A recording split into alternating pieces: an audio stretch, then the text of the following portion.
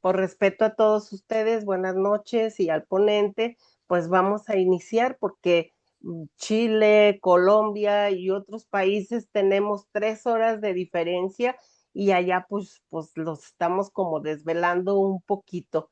Entonces vamos a tratar de dejar las preguntas para el último porque esas no las grabo porque luego no las puedo pasar a YouTube, no me las pueden pasar, la verdad, yo no sé cómo. Entonces, para que la grabación no esté tan pesada, dejamos las preguntas al último para dejar de grabar.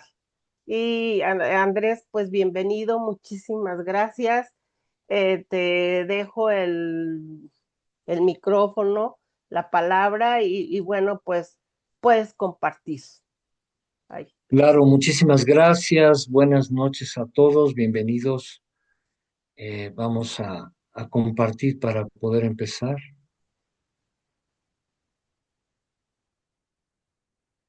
ahí está, puedes compartir.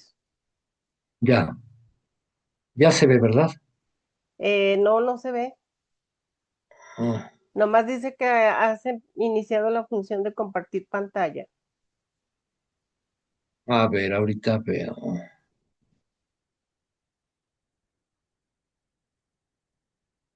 Ya, Ahora sí, ya. ya.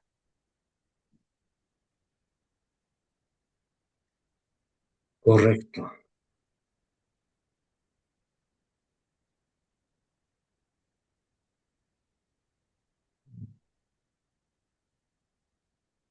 Ok, pues vamos a iniciar este tema de logoterapia. Al- eh, Le puse como título Algunos secretos de la logoterapia con un testimonio personal que voy a compartir algunas. Me voy a atrever a compartir algunos pues etapas, cosas que he vivido en mi vida y que me he venido dando cuenta que encajan muy bien en todo este tema de la logoterapia. Brevemente diremos, por los que no conozcan a fondo la vida de Víctor Frankl, él estuvo en 4 campos de concentración en condiciones extremas.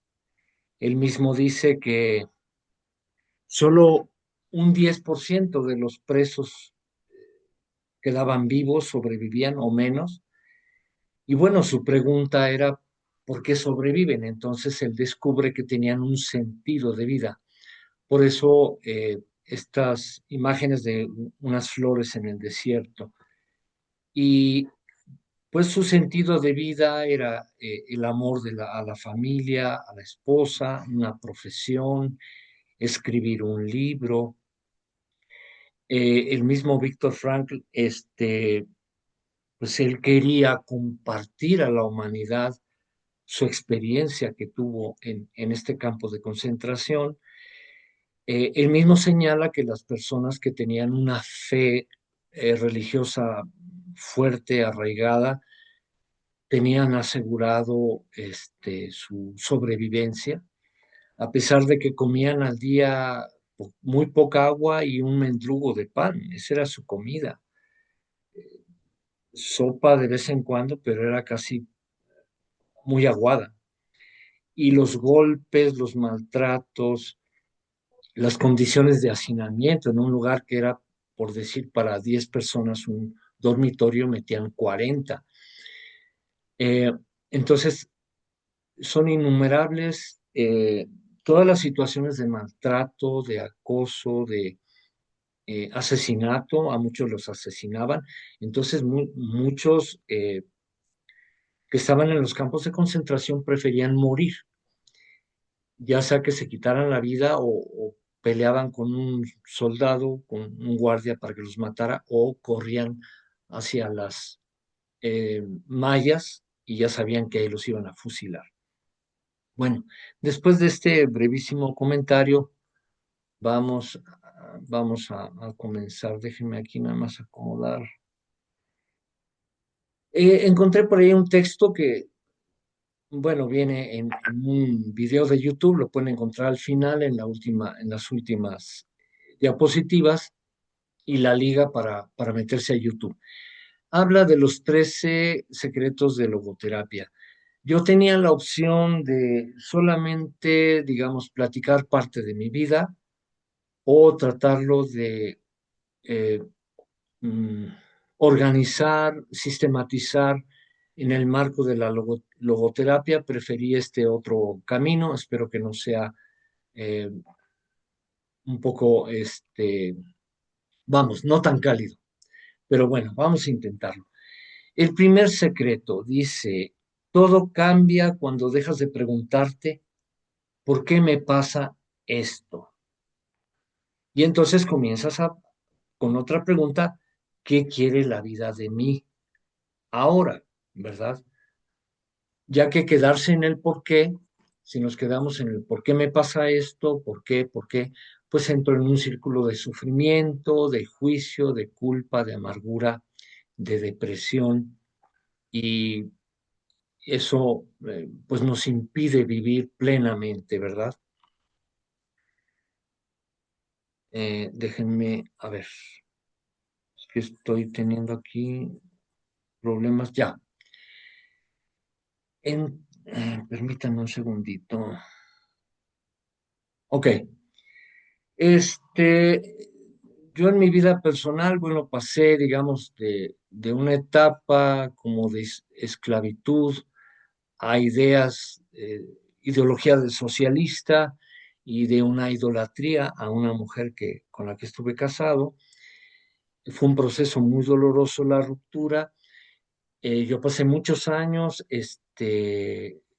idolatrando, ¿verdad?, a esta mujer y para mí era Dios, para mí era todo, no existía nada más, con excepción de mis hijos.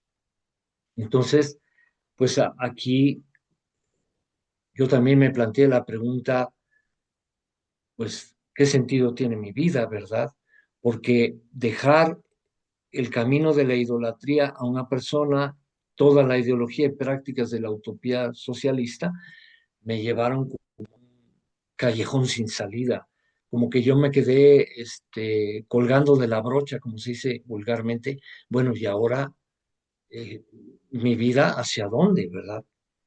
Entonces fue cuando yo descubrí un sentido de mi vida que se potenció, estaba, digamos, en germen, en mi niñez, un poquito en mi adolescencia,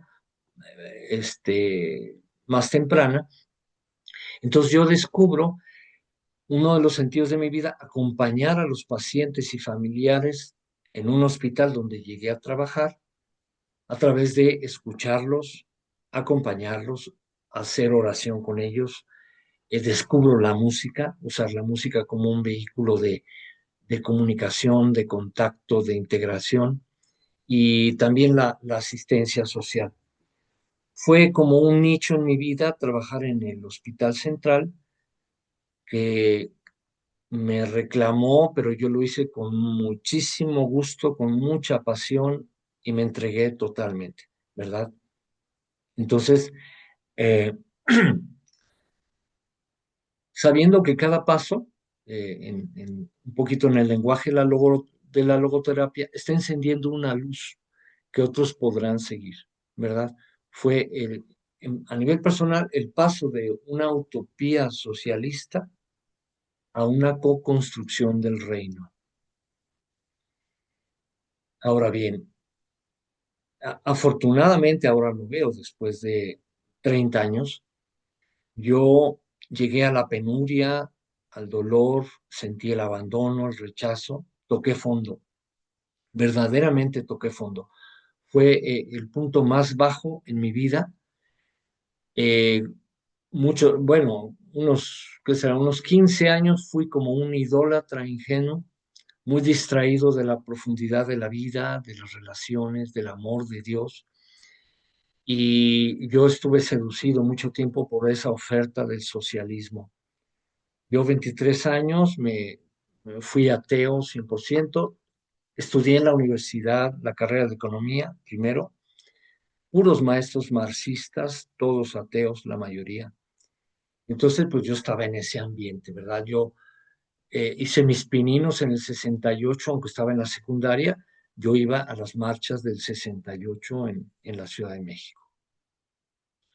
Entonces, después de todo esto, yo redescubro el sentido de mi vida, que es Jesucristo y el amor al prójimo.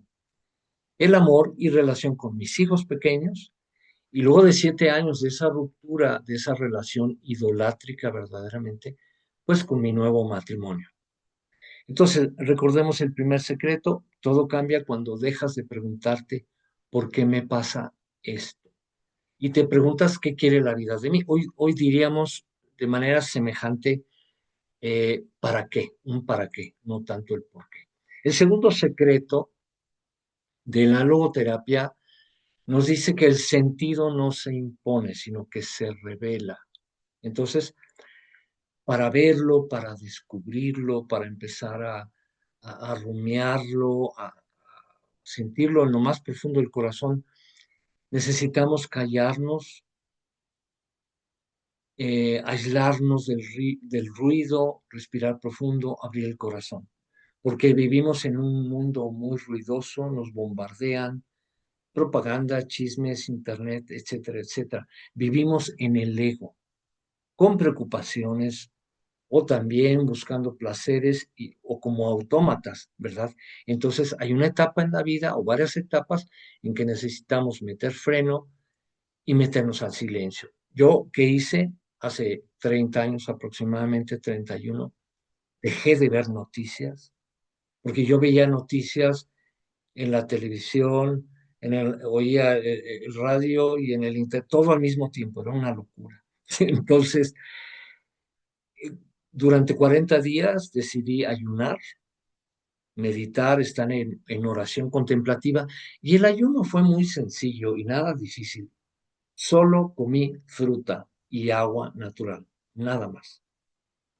Entonces, eso me sirvió para verdaderamente una purificación física, una purificación mental, por estar en ese silencio, meditando diariamente, por lo menos media hora. Empecé a asistir a la iglesia y yo recibía la comunión diariamente.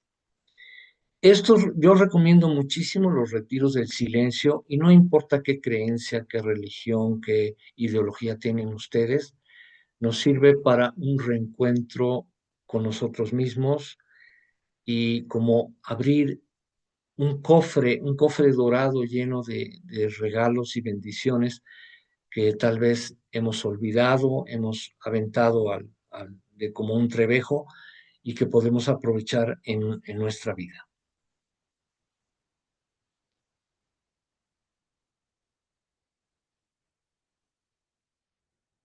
El tercer secreto significa confiar incluso en aquello que no comprendemos, que no entendemos, que como que no nos cae el 20, ¿verdad? Pero en un ambiente de esperanza, de soltarnos en un río en el que vamos, no tratar de nadar contra la corriente, sino fluir, ¿sí? Ese concepto sería fluir y todo eso se va a transformar en algo muy valioso. Y con una actitud que no es una actitud positiva, esto se queda muy corto, eso es algo muy superficial. Más bien una actitud llena de esperanza, de fe y de amor. Entonces, bueno, yo digo, mi sufrimiento durísimo, yo sentía mi corazón despedazado, destruido, imagínense, yo creo que así sintieron muchos indígenas que perdieron toda su cosmovisión cuando llegaron los españoles. Yo perdí mi ídolo, mi Dios, mi todo, lo perdí. Eh, lo iba perdiendo poco a poco, pero hubo un día que lo perdí totalmente, ¿verdad? Pero gané el cielo verdadero, el cielo del amor, el cielo de la bondad, de la amistad, del compañerismo, de la ternura, de la poesía, de la música. Yo andaba un tiempo sin sentido en la vida, desesperado, y yo tenía la opción de desenfrenarme, buscar placeres, un refugio de este tipo, pero elegí mirarme compasivamente a mí mismo, con una gran empatía y el amor de Dios, ¿verdad? Entonces, elegí agradecer. Un acto a veces es pequeñito, pero muy significativo. Es importante señalar, miren, yo fui muy privilegiado, porque saliendo de toda esa etapa de dolor, de sufrimiento, que los últimos 3, 4 años en mi relación idolátrica, ¿verdad? Y que perdí todo el piso de lo del socialismo que se demuestra en todo el mundo que no era viable, este, me ofrecen el trabajo en un hospital que atiende anualmente 100 a 150 mil pacientes. Es un hospital enorme aquí en San Luis Potosí. Entonces yo me sentí muy privilegiado y amado por mi Señor. Me dan la responsabilidad de la jefatura de trabajo social. Rápidamente les digo, yo tenía que coordinar con fundaciones, organizaciones no gubernamentales que daban todo tipo de ayuda a pacientes y a familiares, gente amorosísima que se desprendía hasta de su corazón para ayudar a la gente más necesitada, porque este es un hospital de gobierno. Yo coordinaba el trabajo, la labor de 40 trabajadores sociales en cada uno de los servicios y áreas del hospital.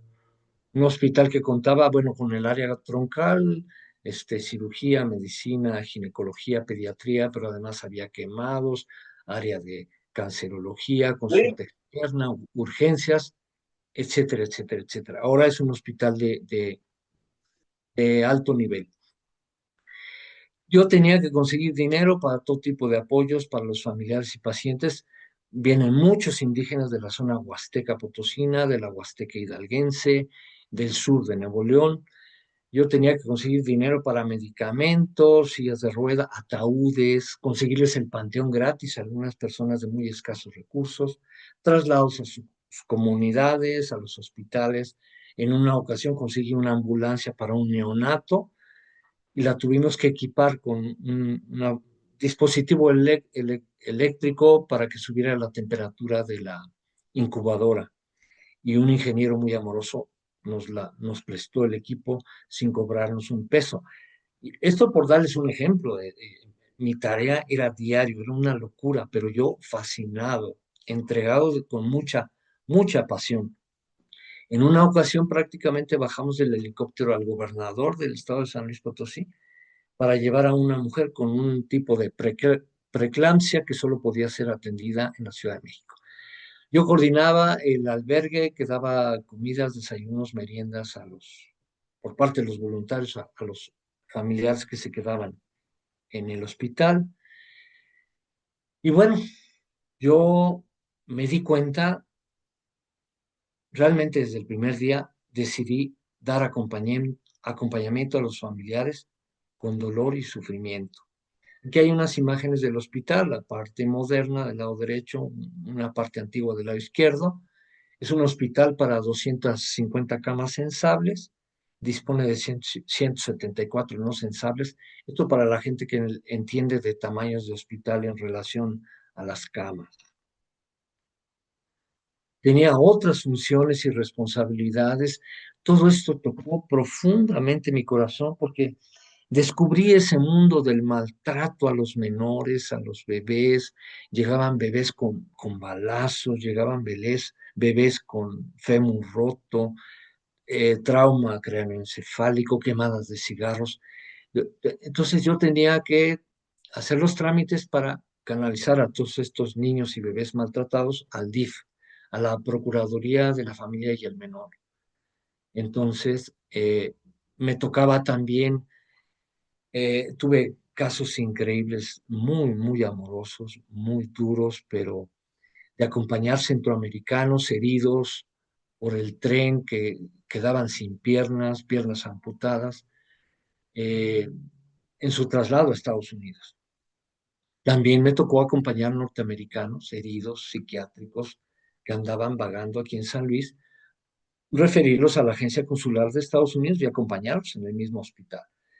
En fin, a media estancia en mi hospital duré 5 años. mi corazón fue tocado porque había muchísimos hombres y mujeres que nos abandonaban en el hospital, literalmente gente, algunos indigentes, otras personas muy abandonadas, y no había ni asilos ni lugares del gobierno que los quisiera recibir. Entonces invitamos a las madres de Teresa de Calcuta y vinieron a San Luis Potosí. Aquí están atendiendo a toda esa gente. Entonces, bueno, yo fui afianzando mi vocación del servicio y este renovado, profundo, increíble, nuevo sentido de vida. Como antecedentes, yo a mis 17 años inicié en una colonia proletaria en la Ciudad de México, dando mucho servicio a los niños, a los papás, con escuelitas populares. Luego, ya en esta onda del socialismo, me fui a trabajar como obrero a una siderúrgica en Lázaro Cárdenas, la más grande de Latinoamérica, y después fui a rematar a comunidades indígenas en la meseta Purépecha de Michoacán, a organizar ahí a los campesinos en cooperativas, en miles de cosas. Entonces, mi sentido de vida era el servicio y amor, pero por el lado de la ideología socialista. Eso se derrumba y entonces viene mi nueva vida con el hospital. El cuarto secreto de tanatología. El vacío existencial no es un fin, sino un inicio de la búsqueda. Es decir, cuando sentimos ese vacío, esa situación de soledad, ¿verdad? Es la oportunidad para iniciar una búsqueda y es lo que Víctor Frank llama neurosis noógena. Si es un malestar en el alma, ¿verdad? Que surge no por un conflicto psíquico, sino, él nos dice, por una falta de sentido. Tenemos una falta de sentido, entonces vamos a descubrirla. Él dice, vamos a descubrirla. Hay otras personas que dicen, la podemos inventar, la podemos crear. Pero bueno, el efecto es el mismo, ¿verdad? Porque llegamos a tener la sensación de que nada tiene significado en mi vida y ustedes ven cómo aumentan y aumentan y aumentan los suicidios en todo el país. Aquí en San Luis Potosí es verdaderamente alarmante con muchachitas de secundaria. Entonces, yo me quedo sin ídolos, se cae, me quedo sin el socialismo y en este marco descubro a través de esta neurosis noógena cuál es mi nuevo sentido de vida. Aquí hay unas imágenes recordarán de cuando cayó la Unión Soviética y cuando derrumban el muro de Berlín. No sé si ustedes tienen idea, pero en el país México éramos miles y miles de personas y jóvenes que andábamos en esta onda. Ahora la gente que se dice que anda en este canal, en realidad creo que andan totalmente perdidos porque se demostró en la realidad que esto no funciona. Pero respeto si alguien cree en ello, porque yo creí todos los años de mi vida y me entregué de todo corazón. Quinto secreto. Que es interesante, miren,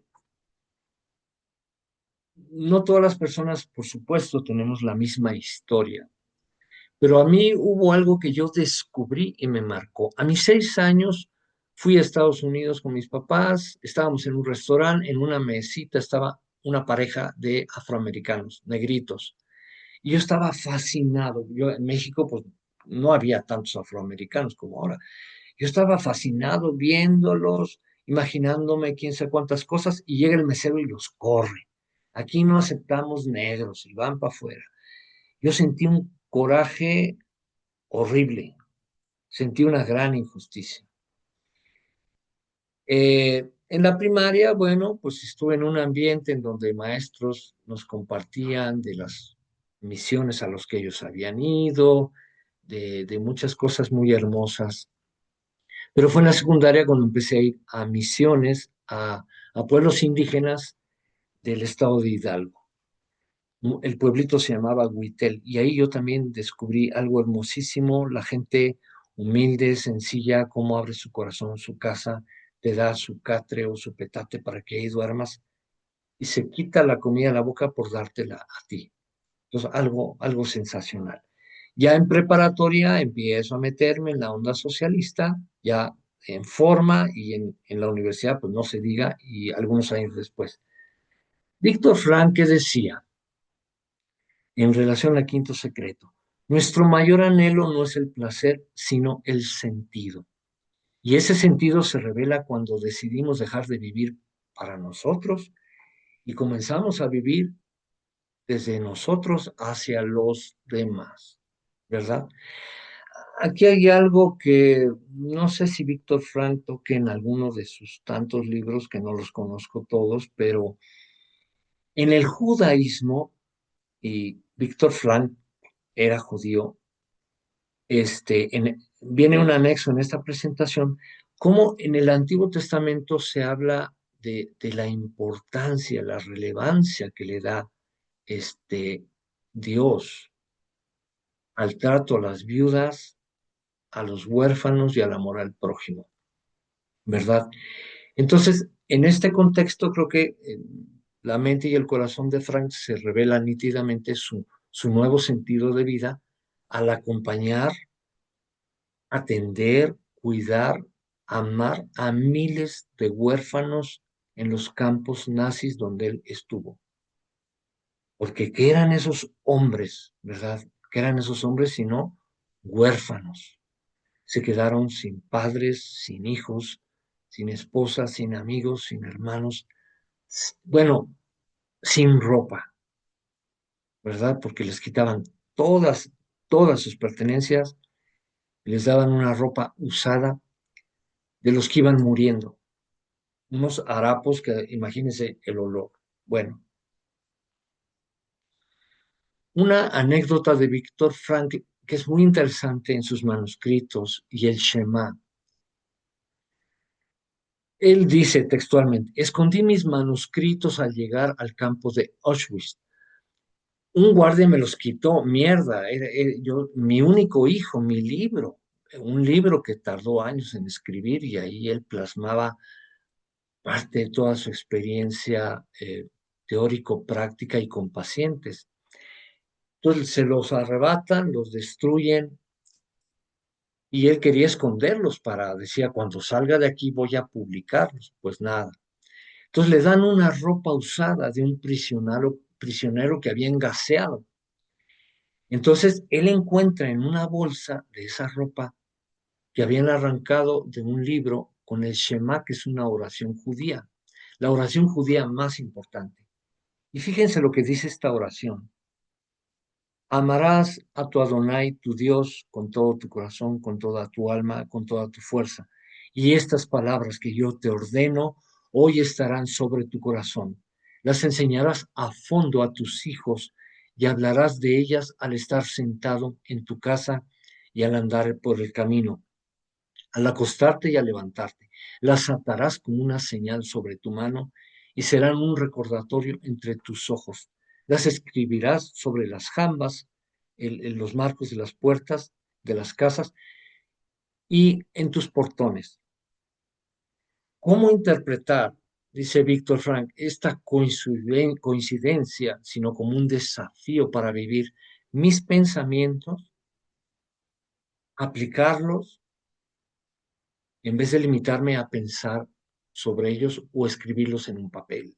Porque como yo les digo, realmente él se volvió en un padre y una madre amorosísimo de todos esos huérfanos, huérfanos apaleados, destrozados, muchos sin sentido de vida. Y entonces, más adelante vienen unos pequeños pasajes donde se explica cómo efectivamente la importancia que marca en la Torá, en el Antiguo Testamento, al amor al prójimo, a cuidar a las viudas y a los huérfanos. Tengo entendido, tal vez con algunos judíos, Frank sí compartía estos temas de la Biblia, pero más bien él era un practicante del amor, era un practicante de esa misericordia, esa caridad, esa dulzura, esa ternura. Eh, Cuando leemos su libro, ¿verdad?, de la vida con, con sentido, nos damos cuenta de cómo él verdaderamente se transforma en un verdadero ángel. Por eso es importante, viene al final la bibliografía del principal libro de Víctor Frankl. Eh, Miren, aquí nada más voy, para no aburrirlos, unas notas sobre el Shema de Israel. Un judío plenamente convencido que viva esta parte de amarás a Adonai. Al final, en la parte baja de esta diapositiva, dice así: la vida es una oportunidad para demostrar su amor a Dios a través de la obediencia de sus mandamientos y el estudio de la Torá, la práctica de la caridad y la construcción de una vida basada en la justicia y la compasión. Eso lo vivió, lo expresó Víctor Frankl, sin andar diciendo, yo soy judío y aquí está la Biblia. No. Víctor, ¿qué dice? El sufrimiento no es el fin, es el umbral. O sea, es el umbral desde el cual yo puedo levantarme y salir disparado como una flecha amorosa y atravesar el mundo, atravesar el universo. Él dice, podemos elegir entre ser esclavos de nuestras emociones o mejor ser jardineros de nuestra actitud. ¿Qué actitud yo voy a tomar ante las desgracias, las pérdidas, la muerte? Esta situación de los campos de concentración, imagínense pasar 4 años. Bueno, no recuerdo, pero estuvo en 4 campos de concentración. Entonces, nuestra actitud ante la desgracia, ante la pérdida, el fracaso, ante el campo de concentración, en la cárcel.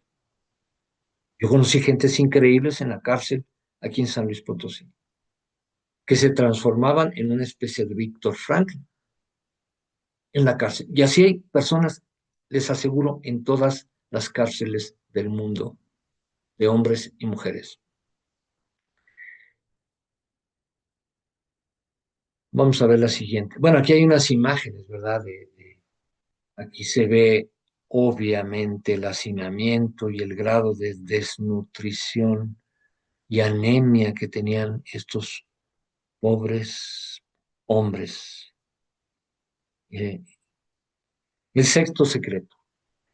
Descubrimos que la logoterapia y el sentido no siempre se van a encontrar en las grandes acciones, sino en pequeñas afirmaciones. Frank lo expresó así: la vida conserva su sentido en cualquier circunstancia, incluso en el sufrimiento. La clave está en no dejar de mirar a los demás con dignidad, porque cada persona es digna, tiene una dignidad hermosa, grande, gigante, por el simple hecho de ser un ser humano. Si otorgamos dignidad a los animales, a las mascotas, a la naturaleza y queremos cuidarla, pues no se diga con el ser humano, que tiene una capacidad infinita de amar y de recibir amor, de practicar la caridad, la misericordia de maneras impensables como Francisco de Asís, Teresa de Calcuta, etc. Entonces, fíjense una anécdota, y de estas me pasaron muchísimas en el hospital. Yo andaba, siempre me daba mis paseos para ver a los pacientes y ver qué hacía, qué me decía el corazón. Veo un paciente conectado por muchas partes de su cuerpo y una doctora ahí tomando unas notas. Entonces yo me acerco, me llamó la atención ese pacientito y le digo a la doctora, ¿qué tiene el paciente? Como yo andaba con una bata blanca, pues a lo mejor pensó que yo era una autoridad del hospital o un médico adjunto, adscrito. Entonces ella, yo creo que ella era residente están estudiando su especialidad. Me empieza a dar una cátedra como para lucirse lo que había hecho seguramente en la visita de la mañana con el médico adjunto y los demás residentes, y me empieza a explicar, este paciente está ya con un vegetal y le empieza a tocar con un martillito sus pies, rodillas, varias partes para que yo viera que ese paciente no tenía ninguna reacción, que estaba literalmente como un vegetal. Entonces, yo tuve el atrevimiento, pero fue mi corazón que me llamó. Le digo, no, no, no, espérate. Entonces, empecé a hacer lo que yo había hecho con muchísimos pacientes en el hospital. Me pongo, me agacho, me acerco a su oído. Él estaba inmóvil con los ojos cerrados y le empiezo a decir palabras. Algo así.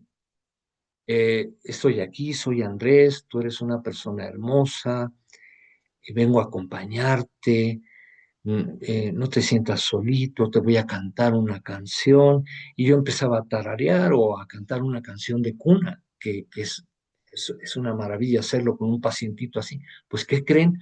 Abre los ojos y empieza a llorar. Eso conmueve, es una pequeña afirmación con un ser humano que le da un enorme sentido. En eso volteo a los pies de la cama y la doctora estaba llorando, estaba totalmente quebrantada. Yo le dije, mira, esto no lo vas a aprender ni te lo van a enseñar en ninguna escuela ni en ningún hospital. Para que tú sepas, de aquí para adelante, cuando dicen que el paciente está como vegetal, puede no ser cierto. Entonces, bueno, la vida conserva su sentido en cualquier circunstancia, incluso en el sufrimiento. La clave está en no dejar de mirar a los demás con dignidad, como ya dijimos. Y esta lágrima, en fin, vamos a pasar a la siguiente. Miren, otro día yo estaba en mi oficina y me dicen, ¿qué cree, licenciado? Hay una niña que se quedó ciega, se quedó paralizada, tiene 10 años, está en pediatría escolares.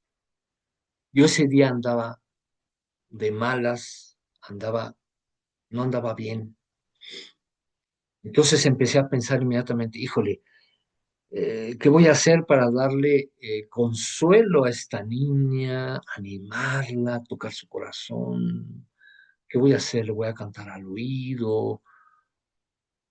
En fin, y ahí voy de camino, yo muy puesto, llego y ella me recibe con una sonrisa, con un ángel, con una alegría, con un amor que yo me sentí el paciente, literalmente.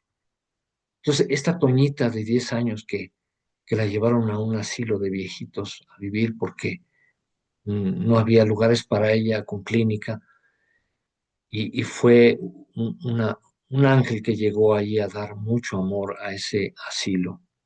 Otra mujer que perdió su pierna, iba con su esposo manejando, tienen un accidente. Producto del accidente, la señora pierde su pierna, se la tuvieron que amputar en el hospital. Pero miren, lo más chistoso, esto fue simpaticísima. Me manda a llamar la jefa del servicio de enfermeras de cirugía mujeres. Licenciado, venga, porque hay un escándalo y un problema enorme. ¿Qué pasó? Es que el esposo de esta señora se mete ahí con ella y seguramente tienen relaciones sexuales y no sé qué. Porque era una, una sala de 6 camas de pura mujer, cirugía mujeres. Yo por dentro dije, bueno, híjole, si estos dos señores están haciendo eso, qué bueno, porque en medio de esa desgracia que le amputaron una pierna, pero bueno, vaya, vaya, para que usted arregle ese problema y el esposo ya no se ande metiendo en las noches a su cama. Entonces me acerco, la señora estaba sola, empiezo a platicar con ella, ella muy receptiva, muy amable, platiqué con ella, me platicó que su esposo se volteó la camioneta porque los frenos estaban mal y en la compañía no querían arreglarlos, en fin. Yo le hice una oración, ella quedó muy conforme, muy en paz. Me dice, por favor, hágale esa misma oración a mi esposo. O sea, ella pensando en la salud emocional de su esposo. Y en eso venía caminando, lo hice con su esposo, me despedí de ellos. Como a los 2, 3 días, no sé, un grupo de voluntarias vicentinas que ayudaban mucho a los pacientes me regalan un pastel entero. Entonces, yo lo que hago es pues me lo llevo. Y ya iba yo de salida y en el área del estacionamiento los veo a ellos dos, él llevando a su esposa en silla de ruedas, pero iban felices, como si acabaran de tener un bebé. Yo dije, no, no, no, no puede ser. Me acerqué, les regalé el pastel, no, hombre, pues más contentos se pusieron, me dieron las gracias. Entonces, este, son ejemplos pequeñitos, pero con una grandeza espiritual, una grandeza de amor. ¿Qué no decir de todo lo que hacía Teresa de Calcuta? Ella decía, yo prefiero levantar a un hombre con tuberculosis, llevarlo a una camita, limpiarle la cara, decirle una oración y que muera con una sonrisa y una lágrima. El último minuto de su vida. Entonces, bueno, de eso hay muchísimo de lo que viven las madres de Teresa de Calcuta, que están como en 130 países tal vez. Séptimo secreto. Cuando encuentras sentido en tu dolor, permites que otros encuentren sentido en el suyo.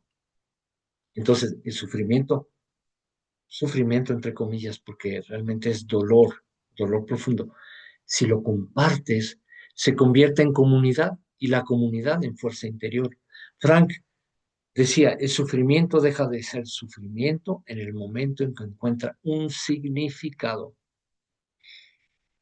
Entonces, esto que vivía Frank todos los días de su estancia en los campos de concentración, yo lo vivía en el hospital y ahora lo vivo en el consultorio y en otros espacios, también en el hospital que voy al albergue, con palabras, con música, con abrazos, con oración, con asistencia de todo tipo que me permitía el cargo que yo tenía. Y yo me sentía con la autoridad de pedirle a los hombres ricos y no tan ricos y medianos de San Luis Potosí dinero, recursos para ayudar a estas personas. Yo les decía, trae tú el medicamento y ve al paciente, para que no hubiera duda, pensaran que nos íbamos a transar las cosas, ¿verdad? Entonces, múltiples experiencias que tuve, pero descubro la musicoterapia.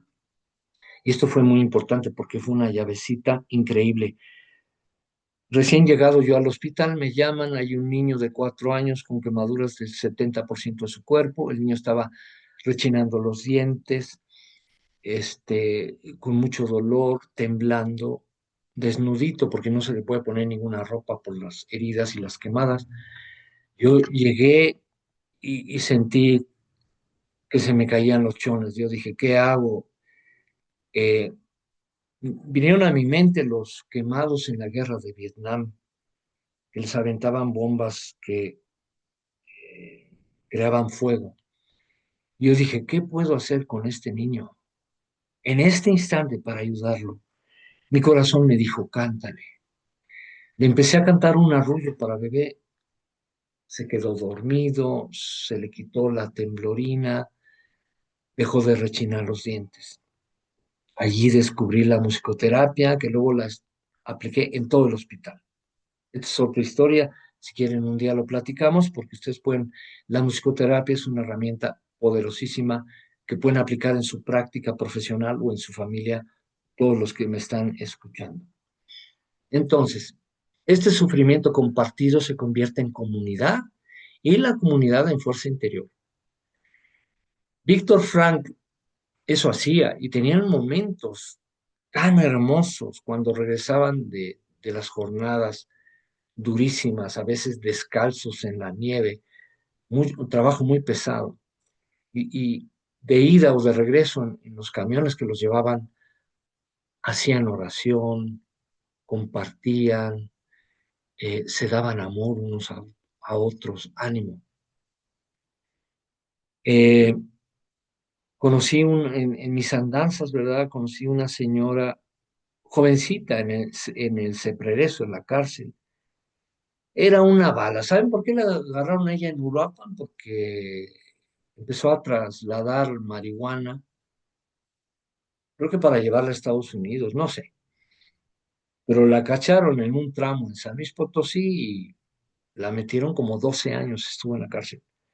Ella, como a los 2 años de que estaba en la cárcel, yo la conocí como una bala, les daba aeróbics a las mujeres, las abrazaba, era su paño de lágrimas, las consolaba, las animaba, todo. Era como una mamá. Y ella luego se casó con uno que estaba en Cepreso en la sección masculina, tuvieron un bebé y luego egresaron los dos. Y por fin esta mujer espíritu, que así se llama, pudo reencontrarse con sus hijas. Y así les puedo platicar muchos ejemplos. En todo el país hay ejemplos de muchísima gente, más mujeres que hombres, que dan su amor, su vida en asilos, en hospitales, en albergues, en todo tipo de obras de caridad, no en el mal sentido de que voy y doy una moneda, sino esa caridad que se despliega el amor, la misericordia para crear estos ambientes que logró crear Víctor Frank en los centros, en los campos de concentración.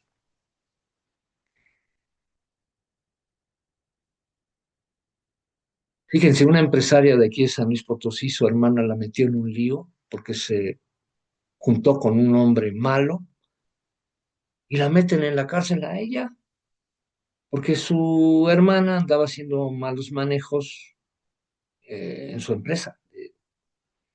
Y ella era una mujer es una mujer muy apegada a Dios. Estuvo en ese regreso varios meses, como 8 meses. Se dedicó a crear este ambiente amoroso, orar por ellas, abrazarlas, llorar junto con ellas. Bueno, ¿saben qué le decían? Hermanita, mamá, si quieres matamos al que anduvo con tu hermana, hacemos un trabajo limpio, que nadie se dé cuenta. Es más, si quieres, dinos qué hacemos, que lo degollen, un balazo. No, no, no, espérense, yo aquí les estoy predicando el perdón. Entonces, bueno, eso es una anécdota muy interesante. Octavo secreto, desde donde yo estoy, desde mi situación, estoy haciendo lo que hago desde el miedo, me mueve el miedo, la preocupación, la ansiedad, o desde el sentido, ese sentido de vida profundo, amoroso. Yo creo que la esencia del hombre y la mujer es el amor, y es lo que realmente nos define, nos diferencia aunque el mundo vegetal y animal también se unen en un mundo amoroso con una armonía, pero realmente los que tenemos esa capacidad para decidir amar o dejarnos eh, perder por el miedo, la ansiedad, o buscar el sentido de la vida, cuéstenos lo que nos cueste, y entonces somos hombres, mujeres transformados. Entonces, nos dice Víctor, a veces el sentido viene como una certeza que nace en el corazón, una intuición que dice, Estoy donde debo estar. Elegí estar aquí y aquí porque me lleno de paz, de gozo, de amor. Este es mi lugar. ¿Cómo decimos ahora? De aquí soy, ¿verdad? Pero este de aquí soy es un de aquí soy mucho más profundo. Es una elección, esa elección es la que transforma al ser humano. No importa cuánto tiempo nos quede, importa la decisión de vivir con dignidad, de dar todo lo que tenemos, de mirar al otro de manera compasiva, no rendirnos ante la desesperanza. Esto hizo y vivió Víctor Frank en los campos de concentración. El hombre amor. Frank, cuando el hombre lucha por una meta noble muy elevada, como aliviar el dolor del otro, ¿qué pasa? Alcanza el nivel más alto, más excelso de la existencia. Miren, en una conferencia que yo les compartí sobre los abortos o el suicidio, yo realmente creo que la expresión más excelsa, más divina, los bebés, los niños, son grandeza, son plenitud, son belleza extrema en todos los sentidos, porque solo saben dar amor, a menos de que ya los estamos domesticando. Pero un hombre adulto, una mujer adulto, como cada uno de ustedes, y yo estoy seguro que muchos de ustedes han encontrado o están encontrando su sentido de vida y están participando en actividades, en metas muy, muy nobles, muy elevadas. Y eso es grandeza, eso nos hace aristócratas, no, no por sangre de ser hijos del rey de Inglaterra o del de España, no, por ser, es una aristocracia del espíritu, lo más noble del ser humano. Entonces, bueno, pues es alcanzar este nivel más alto de existencia. Miren, aunque sea un pedacito, escuchen este tema, si gustan cerrar los ojos. Es un tema que yo no sabía de dónde era y cuando lo escuché me rompí entre llorar y gozo. No entendí. Ah, caray. Permítanme un segundo. A ver si aquí lo puedo jalar.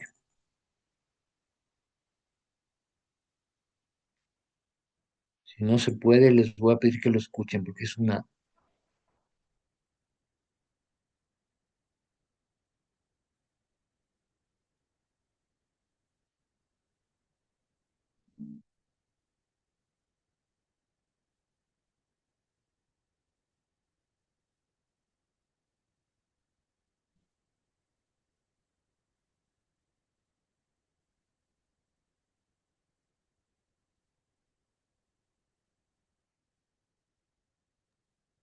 No se escucha.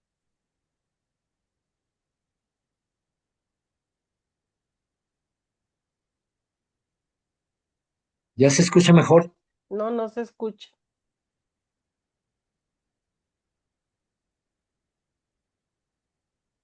Un último intento. ¿Ya? Mm, mm. No, no se escucha.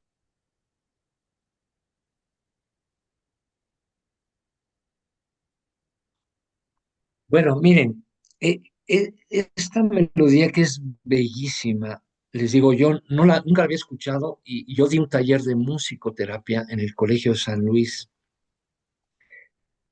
y, y una de mis alumnas me dice, espéreme, le voy a poner esta, a ver si la conoce. Y nos puso a meditar, cerramos los ojos, búsquenla y escúchenla. Se llama Tema de la lista de Schindler. Y yo no entendía por qué esta melodía me provocaba, esto fue hace como unos veintitantos años, me provocaba por un lado un gozo tremendo, pero por otro lado mucho dolor. Y es que ese gran músico que ha ganado muchísimos Óscares en películas, Williams, hizo este tema para la película del Schindler, que fue Era un miembro del partido nazi empresario que va a poner fábricas en los campos de concentración, pero él no sabía cómo maltrataban a las personas. Y cuando se da cuenta cómo maltratan a los niños, a las mujeres, a los hombres, él empieza por debajo del agua de manera clandestina a protegerlos. Y empieza a proteger a los niños, evitar que cayeran, que los mataran, porque los querían, a los niños era matarlos porque no sirven para el trabajo. Entonces él llegó a inventar que las manos delicadas de los niños servían para tallar con una lija la parte interna de los cañones. O sea, se sacó unas, los alemanes le creían, ¿verdad? Entonces salvó miles de vidas y él tiene, su tumba está en, creo que en el monte Sión, en Jerusalén, y miles de gentes van a visitarlo porque él se arriesgó su vida. Al final, en la película es increíble, todos los judíos con los que trabajó, si tenían un pedacito de oro o de algo, se lo quitaban de los dientes para fundirle y creo que le hicieron una medalla. Pero vean la película y escuchen la música si no la han visto. Esto nos permite, de alguna manera, como, digamos, cerrar con broche de oro parte de estos conocimientos que estamos teniendo de lo que hizo Víctor Frank. Noveno secreto. Ya falta poco. El sentido conecta, une, vuelve sagrada la experiencia compartida, te recuerda, no estás solo. Tu historia no termina en ti, sino que se expande a cada persona que tocas con autenticidad. A mí me inspiraron los pacientes, los familiares de los pacientes, por supuesto, trabajadores del mismo hospital, personal de intendencia, que algunos eran unas mujeres increíbles, y bueno, seguramente parte del trabajo que nosotros hacemos, ustedes, muchos de ustedes se dedican a la práctica de la tanatología, de la medicina, etcétera, pues ustedes también motivan a muchísimas personas a hacer cosas parecidas o lo mismo, con su toque personal, por supuesto. Entonces, nos dice Frank, no podemos controlar la tormenta, pero sí podemos convertirnos en un refugio. No podemos evitar las pérdidas, pero puedes decidir qué significan para ti. Frank y muchos sobrevivientes convirtieron el infierno en un refugio de amor, solidaridad, amor, compañerismo, acompañamiento, oración. Esos espacios en la noche, esos momentos al regresar del trabajo, esas situaciones en que parto mi pan y te doy la mitad, tantas, tantas. Realmente el corazón de Víctor Frank fue un refugio gigantesco, muy amoroso para todos sus hijos en los campos. Muchas mujeres y hombres deciden amar con coraje y con sentido. Es la visión de una vida plena con Frank. Y tú puedes hacerlo, no necesitas estar en un hospital, basta con abrir los ojos, abramos los ojos. ¿Qué está pidiendo la vida hoy de mí? ¿A quién puedo tocar? ¿Qué puedo transformar desde mi dolor? Y abrir ese regalo que viene envuelto en una envoltura sofisticada. Son espinas como de biznagas, le das el dolor, el sufrimiento, la cárcel, la enfermedad, la muerte. Pero si abro esa biznaga, tiene un fruto dulce, hermoso dentro. Eso pasa con el dolor, con las pérdidas, con los fracasos. El sentido no se encuentra allá afuera, está en forma en que elijo yo mirar, responder, ¿verdad? Y cuánto estoy dispuesto a amar, a pesar de mi herida. La herida se transforma en una batería atómica para poder amar y servir. Vean el pasaje de el buen samaritano. Él ve un hombre tirado, lo mira compasivamente, lo mueve a ayudarlo, se acerca, le cura las heridas con vino, con aceite, lo que se acostumbraba en ese entonces, lo sube a su caballo, lo lleva a una posada, lo cuida un tiempo y luego paga por adelantado para que lo cuiden. Entonces, la parábola del buen samaritano tiene tantas, tantas enseñanzas. Eso hizo Víctor Frankl, a pesar de él ser uno igual a todos los demás en el campo de concentración. Hay pinturas muy bellas del buen samaritano.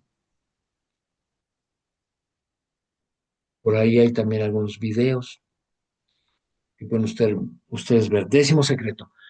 Entrega con tus últimos hilos de energía todo lo que tienes, ¿verdad?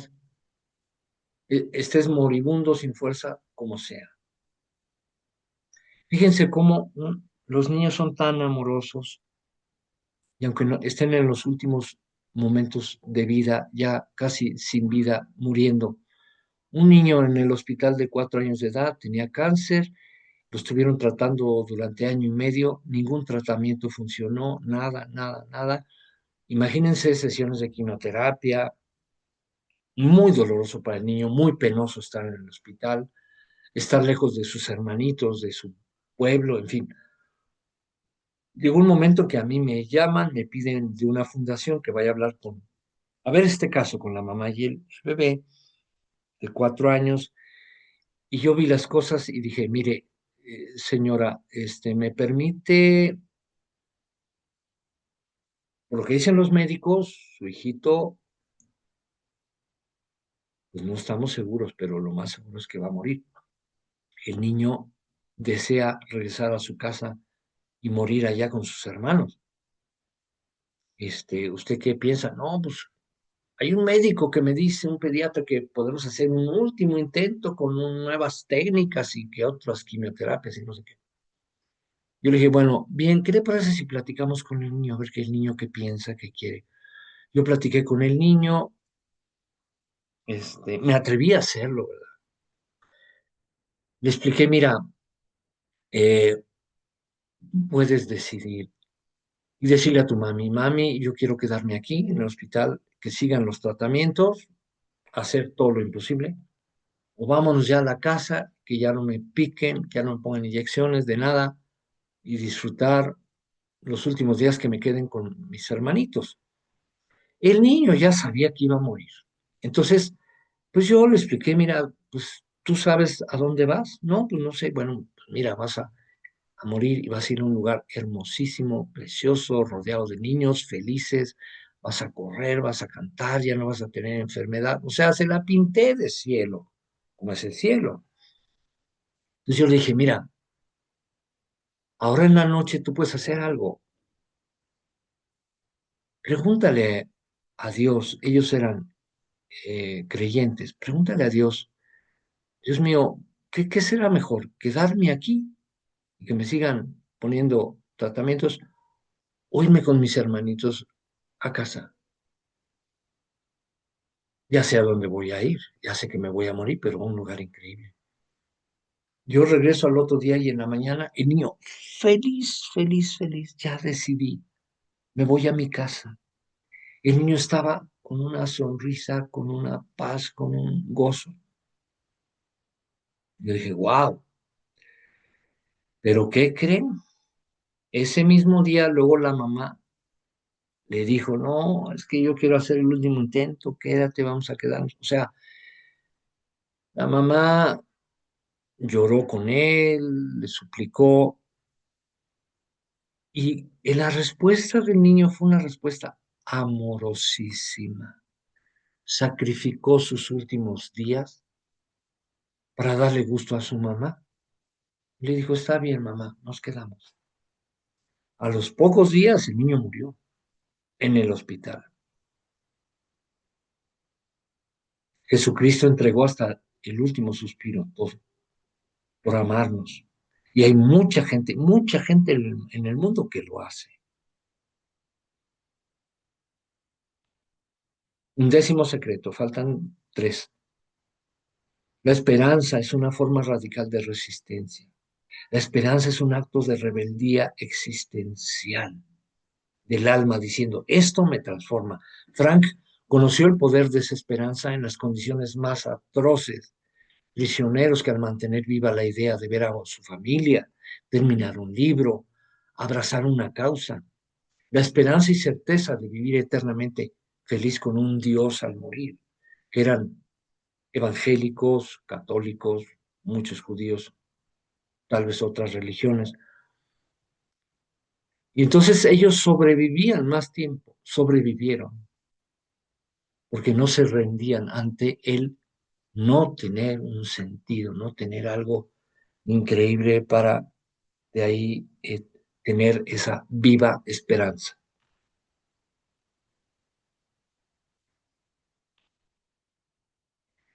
La vida no se vuelve insoportable por las circunstancias, aunque así lo sentimos, así lo vivimos y es perfectamente entendible. Así yo lo sentí mucho tiempo en mi vida. Pero lo que dice Frank es que es más bien la falta de sentido. Duodécimo secreto, penúltimo. La logoterapia no busca eliminar el dolor, busca iluminar, porque hay heridas que no sanan, pero pueden volverse fuente de consuelo para otras. Y esa es su esencia. ¿Cuántas mujeres con cáncer? Muchas de ellas mueren, pero en ese tránsito, o las que no mueran, buscan iluminar a partir de sus propias heridas a las otras enfermitas y compañeras del mismo dolor. Entonces, el dolor es iluminado hasta por detalles, cada día, cada momento, ¿verdad? Una tacita de café compartida, una canción, una mirada, un abrazo, una mirada de ternura. Cada día puedo dar algo y puedo ser pleno, considerarlo pleno. Yo en lo personal, bueno, pues tuve, como les dije, me siento muy privilegiado porque yo tenía oportunidad todos los días. Y como los directores, el director general y el director médico eran amigos míos, a pesar de que me querían correr, 5 trabajadoras sociales de 40 querían como se dice, mi pescuezo desde el primer día que llegué, porque ellas querían ser las jefas, porque este advenedizo. Entonces, yo desde el primer día tuve la oportunidad de orar, de abrazar a los pacientes, darles ánimo. Ahora tengo oportunidad de jugar con mis nietos, escuchar con empatía relatos de pacientes en mi consultorio, yendo al hospital, en fin. Entonces, déjenme ya nada más platicarles una última anécdota muy significativa. Un día llego a urgencias y estaba una chica bañada en sangre y en sudor, desesperada, no podía ni hablar, en shock, en shock. Les pregunto a las enfermeras qué pasó. Es que su esposo se suicidó enfrente de ella, se dio un balazo. Pues yo en ese momento no pude hacer gran cosa por el estado tan de shock en el que se encontraba esta chica. El esposo estaba moribundo en una salita de terapia intensiva de urgencias. Al otro día, no sé si regresé a las horas o al otro día, el caso es que me dicen, vino la mamá y se puso a regañarla y a jalonearla, que por qué te lo dije, ese esposo. Yo dije, híjole, bueno, ¿dónde está la chica? No, pues ya la pusimos en una cama porque se puso muy mal, ya está también como paciente aquí en urgencias. Y no nos atrevemos ni los médicos ni las enfermeras a decirles que ya su esposo ya murió, había muerto en el transcurso de la noche. Entonces, bueno, yo me acerqué, hablé con ella, traté de hablar de la manera más dulce, más cuidadosa, con más cariño, con más tacto, y decirle, tu esposito ya descansó, ya murió. ¿Qué creen? Ella entró en una paz, dejó de llorar, dejó de estar inquieta, ansiosa. Ahí quedó la cosa. Pasan meses y me entero que la habían metido a la cárcel, porque la familia del esposo le echó la culpa y no sé qué hicieron. El caso es que ella estaba en la cárcel, la culpaban de haber asesinado al esposo. Bueno, en una de mis visitas a la cárcel, porque íbamos con un grupo de crecimiento espiritual, yo andaba por unos pasillos que hacen entre mallas ciclónicas, que es como un laberinto para pasar de un lado a otro, y de repente oigo, Andrés, Andrés, ah, caray, y volteo y veo una chica muy guapa, joven, feliz. Pues era ella. ¿Cómo me conoció? ¿Cómo me reconoció si yo la vi un par de veces? Pues ya me saluda, me da un abrazo, me da las gracias por lo que hice en el hospital. Yo me quedé verdaderamente sorprendido. Al poco tiempo salió de la cárcel y me invitó porque se iba a casar con otro joven, ¿verdad? No sé si lo conoció ahí, no sé la historia, esa parte, pero fíjense cómo yo esto lo veo como un evento de vida de larga duración, ¿no? Y así uno va teniendo muchas cosas en la vida, ya para no aburrirlos. Vamos al 13º y último secreto. Cuando vives con sentido tu vida, esta vida continúa en los demás. Tu historia no muere, se expande, se reproduce como en ecos, ¿verdad? Ecos de amor, ecos amorosos. Tocas profundamente vidas y ellos, a su vez, el amor se reproduce, pero a una escala más grande, yo diría eterna.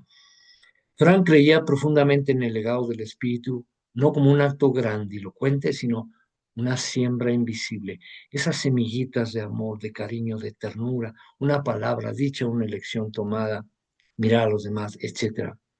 Mis experiencias con los quemados, pacientes con SIDA, con cáncer, etcétera, etcétera. El caso de mis hijos, mis nietos, los amigos.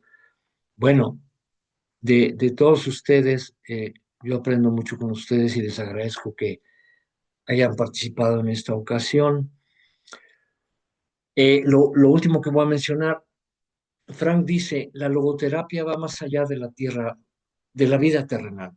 El sentido puede continuar incluso después de la pérdida, como el recuerdo puede ser, como una forma de presencia. Hay quien siente la presencia amorosa de un ser amado que murió. Y como el amor, cuando es vivido desde el sentido, jamás muere. Desde la perspectiva católica, también cristiana, evangélica y otras. Bueno, sí, y el ejemplo de una mujer que aborta, pues puede haber una reconexión con su bebé. Y no solo una reconexión, digamos, de que está en mi recuerdo, en mi corazón, que yo lo amo, que lo extraño. Yo creo que hay telepatía. La telepatía se da con los seres que amamos y nos aman y que ya murieron. Llámelo de otra forma, contacto espiritual, etcétera, pero yo en eso creo profundamente. Entonces, como hasta abajo dice, Frank lo dijo claramente, el amor es la meta más elevada a la que puede aspirar el ser humano y cuando el amor es vivido con propósito, se convierte en un puente invisible entre los mundos. Aquí la dejamos porque ya me pasé un poquito del tiempo, pero podemos pasar a las preguntas y luego ustedes con calma pueden ver las diapositivas para que este, puedan ver la bibliografía. Pues recomiendo